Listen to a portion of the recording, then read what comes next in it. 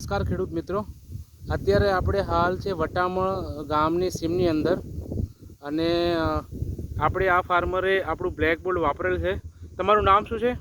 મારું નામ મકવાણા મહેશભાઈ અમરસિંહભાઈ. અચ્છા, તમે આની અંદર શું વાપરેલ છે?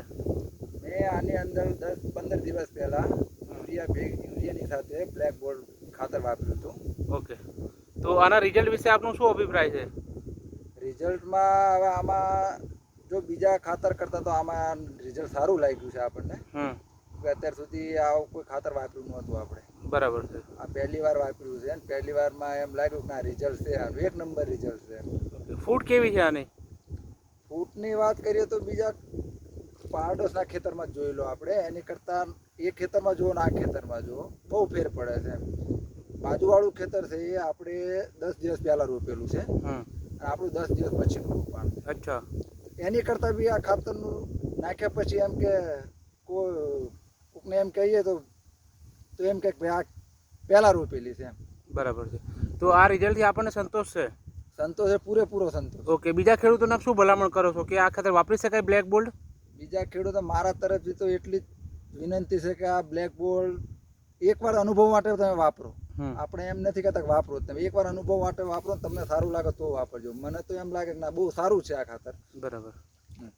અચ્છા, એકચ્યુઅલી આ જમીન જે છે એનું કોની ખેતી છે આ બધી? આ જમીન છે અમારા ગામના કવિરાજ છે. અચ્છા, આવડદાનભાઈ નરેન્દ્રભાઈ ગઢવી. બરાબર. આ એમના ખેતરમાં એમને મને કીધું કે આપણે આ એક ખાતર વાપરી જો એમ. બરાબર.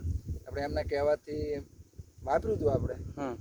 રિઝલ્ટ આપણને સારું મળ્યું છે. ઓકે, તો આપ હમણાં વાત મને કરતા હતા કે મારે કોટનમાં પણ આ વાપરવું છે.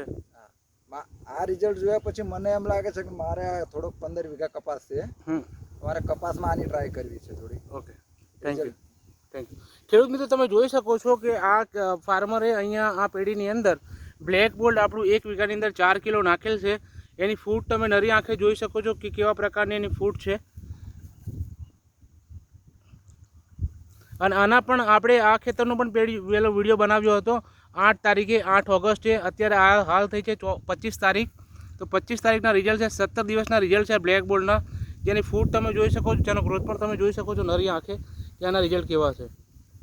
એક બાજુનું જ ખેતર છે જેની આપણે વાત કરશું કે જેમણે બ્લેક બોલ્ડ નથી વાપરી, બીજી અધર કંપનીનું કોઈ માઇક્રોન્યુટ્રન્ટ વાપરેલ છે, એના આ રિઝલ્ટ છે.